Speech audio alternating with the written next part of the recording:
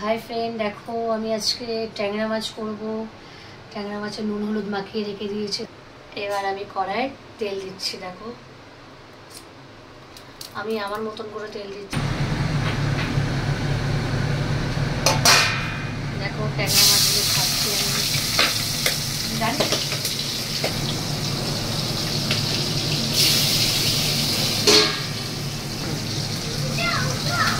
দেখো আমি মাছগুলো উল্টাচ্ছি, যেটা কাটছে বলে আমি চাপা দিয়ে করছি। খুব ব্যালেন্সে করছি, নাহলে গায়ে ফিটবে। তো ভয়ে কোথায় চলে গেছে। দেখো মাছ ভাজা ফিনিশ। এই যে কড়াতে কালো জিরে দিলাম,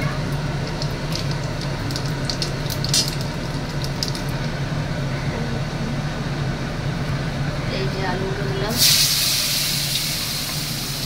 তার সাথে দুটো কাঁচা লঙ্কাও দিয়ে দেবো, কুচি দিলাম, গোটাই দিয়েছি, একটা চিড়ে দিয়েছি।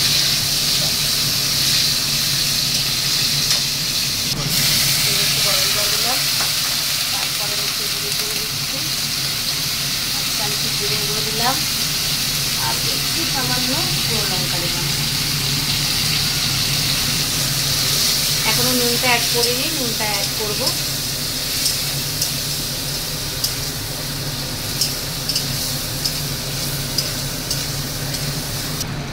এই যে আমার স্বাদ অনুযায়ী আমি নুন দিয়ে দিচ্ছি। আমি 1.5 চামচি মতো নুন দিলাম। এর মধ্যে একটা চিনির দানা দিলাম, একটা চিনির দানা দিলাম।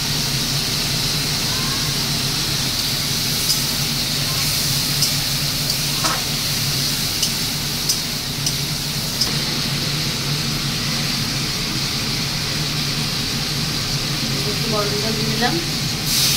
আমার বাচ্চা খাবে বলে বেশি মশলা নয়, তারপরে নামানোর সময় একটু ভাজা মশলা দিয়ে দেবো।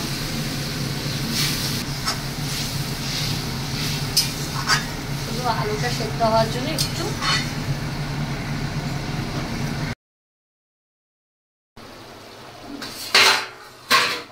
দেখো ঝোলটা কত সুন্দর ফুটে গেছে, নুনও পারফেক্ট হয়েছে।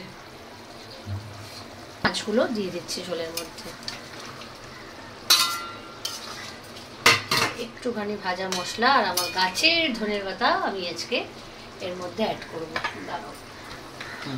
ভাজা মশলা বলতে এর মধ্যে একটু জিরে আর ধনে আছে, আর শুকনো লঙ্কা আছে, আর তেজপাতা, আর কিছু নেই এর মধ্যে। এটা একটু দিয়ে দেবো। তো আমার গাছের ধনেপাতা আমি তুলে নিচ্ছি। এইটুকুনি জায়গার মধ্যে যেটুকুনি ধনেপাতা হয়েছে। দেখো গাছের ধনেপাতা আমি আমার কড়াতে দিয়ে দিলাম। নিজে চাষ করলাম কিন্তু গাছে।